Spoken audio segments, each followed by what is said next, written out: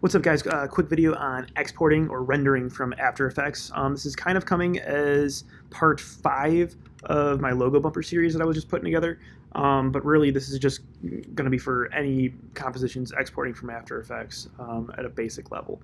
It's a little bit different. I'm using a Creative Cloud 2019. And I'm going to be honest, it's a little buggy right now because in order to export as a file type like an MP4 or smaller file types and like a whole lossless file, it's easiest to go through the render queue. So, or I'm sorry, through the Adobe Media Encoder. So I want to go to File, Export, Add to Adobe Media Encoder queue. And Adobe Media Encoder is a whole separate software. So clicking that button should start the slow process of opening Media Encoder. Make sure that you have that app installed as well. If you don't have it installed, it might prompt you to install it, but it's free. It comes with After Effects. So again, I'm in CC 2019. It would be different from 2018 or 2017.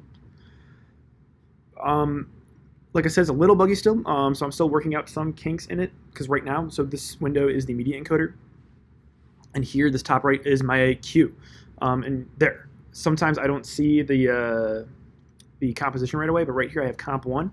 That is the composition from, that is like my comp 1, my composition from After Effects. So back to Media Encoder, scroll down right here. I have a few options right here. The first one is the video codec.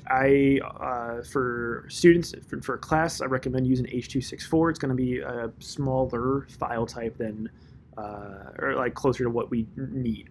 Other ones that you could use are QuickTime. That would come out as a .mov, but H.264 will give us a .mp4, which I like is nice. Next, we have the preset. This is kind of like the different format, or where like it could be different depending on where you are going to show this video.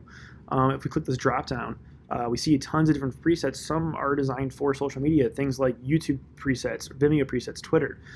For instance, Twitter, when you upload a video, compresses the video down. Knowing that it's going to compress the video, why not just, why export anything bigger than you need if you know it's going to be straight to Twitter? What I had my students do in class is a mobile device 720, or high quality 720 or 1080. The higher quality you do, the bigger it is. It's just going to take a longer time to export, and depending on what you're using it for, you might not need that big of a file. So let's just do high quality 720 for now, and I got to click on output file to choose where I am saving that to. Again, you might need to click on this down arrow. You see it's going to be an MP4, but right now it's Untitled Project AME.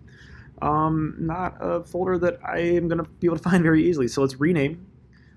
This one is my logo bumper, so I'll just name it logo bumper.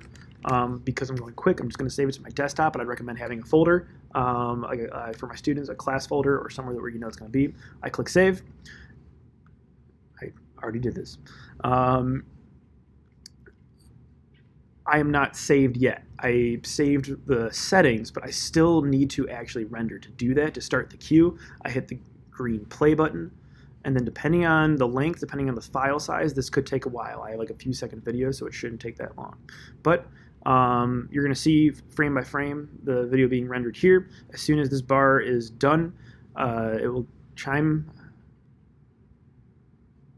My sound's on. As soon as it's done, your video should be located wherever you saved it to. So on my desktop, generate logo bumper, boom, there it is. Yeah, so that works for my students for rendering any videos or animations from After Effects in 2019. Thank you for watching.